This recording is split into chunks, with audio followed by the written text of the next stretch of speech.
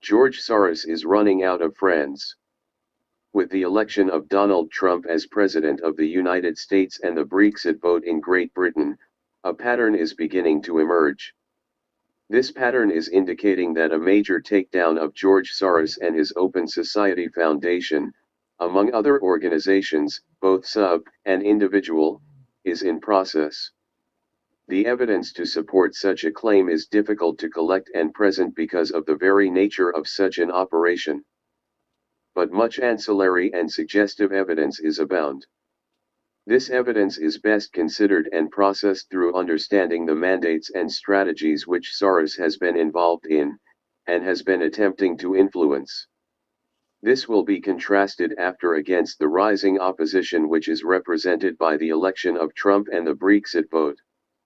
I won't waste word space by going into too much detail on these connections, as the internet is full of reliable and validated sources which can be easily Googled and found. We will focus on the broad strokes and obvious connections which make up the larger pattern. The most obvious is open borders. George Soros and his horde of foundations and organizations have been involved in the funding of ISIS and the subsequent migrant crisis which has spread around the world. It has even been suggested that Soros has been involved in the funding of ISIS recruits within America. The Open Society Foundation, and a host of subsidiary organizations, are now being openly exposed for their anti-Israeli operations. This could be an attempt to sever Israel's connections with the United States and isolate the nation internationally. Why Soros would do this is not immediately obvious, but will be as we explain more. The Western-led coup which overthrew the democratically elected government of Ukraine was also influenced by George Soros. The disdain which Soros has for Russia and Putin are well known, but preventing Putin from having control the natural gas flow into Europe through Ukraine was the overriding factor. Interestingly enough, after the coup the son of VP Joe Biden invested in and sat on the board of a natural gas company in eastern Ukraine. The Bidens are representative of the American establishment and serve the interests of George Soros. This is how it works. The establishment use their own to infiltrate and take over business and industry of nations from the inside. Biden's other son subsequently died of brain cancer. In addition, Ukraine was getting further absorbed into the Eurasian Union through trade deals with Russia and China. Removing the support in Kiev was instrumental in preventing all of Europe from being aligned with the larger Eurasian Union mandates. The Brexit vote itself represents the interests within Great Britain hedging a geopolitical strategy in case they needed to separate from Europe and remain aligned with North America.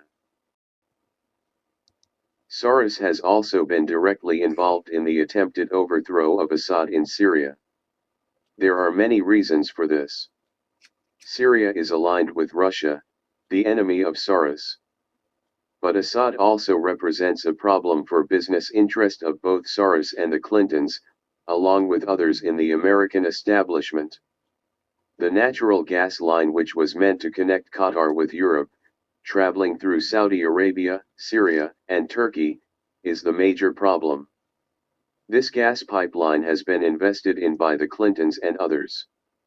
Assad, a friend of Russia and Putin, has refused to have it run through Syria. Soros and the American establishment require to have this gas line in place to keep Europe from being drawn into the larger Eurasian Union. The Eurasian Union is an important piece of the developing global governance framework, as is becoming more obvious. It is also important to understand that Soros has business relations with the House of Saud.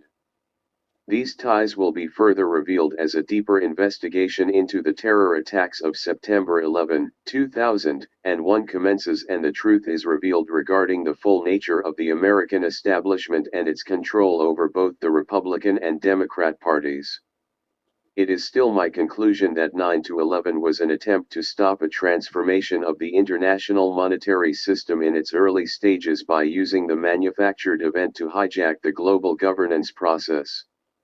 This hijacking has now failed. George Soros has also been instrumental in manipulating Western policy towards Russia and China in general. The NATO buildup on Russia's borders is taking place at the same time as the attempted coup in Turkey and Ukraine, along the war in Syria. Evidence is now beginning to emerge that both Clinton and Soros had been involved in the coup attempt in Turkey. Erdogan was beginning to realign the country with Russia, which would have severely affected the interests of Soros, including threatening the route of migrants being forced into Europe. As for China, the interests of Rothschild, and to a larger extent, the broader international banking interests, have been well represented with the rise of the Asian superpower and its integration into the international monetary system. China is playing an important role in the removal and replacement of the US dollar as the international reserve currency. The SDR of the International Monetary Fund is being groomed for this role with the support of China. The American delays in implementing the IMF 2010 quota and governance reforms are better understood as the workings of George Soros to hijack the process and prevent the shift away from the US dollar-based unipolar system. Alternatively, they could be attempting to control the SDR development in order to ensure that the dollar remains as the dominant asset within the subgroup. Another interesting aspect of what we are reviewing here is the Panama Papers leaks. The case has been made that George Soros was behind this, and the goal was to expose the Rothschild connections throughout the global banking network with the intent of taking control of the global governance process. This attempted coup against the Rothschilds and the more hidden international banking powers which they represent, is now collapsing, and the backlash could very well be violent. As stated, the Brexit vote was the first obvious counter-move against George Soros and his American establishment. This was followed by the election of Donald Trump. The Trump platform represents a direct attack on the organizations and strategies of George Soros. Along with Brexit, Donald Trump will be enacting policies to reduce and stop immigration from terrorist-supporting nations.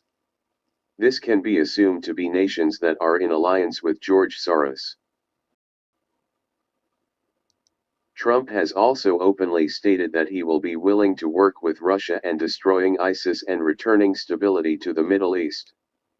It is my estimate that this will include the removal of the House of Saud and the establishment of a stronger Israel.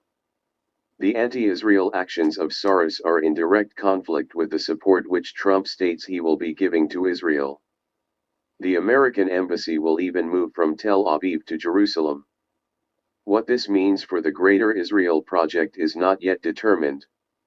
It can be assumed that any renegotiation between Iran and Trump's America on the nuclear deal will involve discussions about Israel.